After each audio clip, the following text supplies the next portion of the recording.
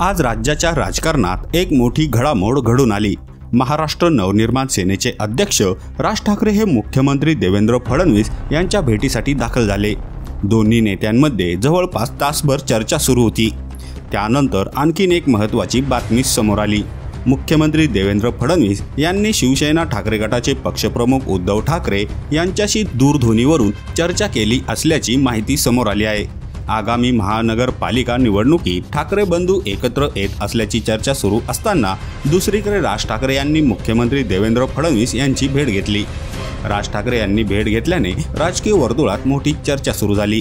दिल्लीत माध्यमांशी संवाद साधताना ठाकरे गटाचे नेते खासदार संजय राऊत यांनी फडणवीसांच्या फोनबाबत माहिती दिली।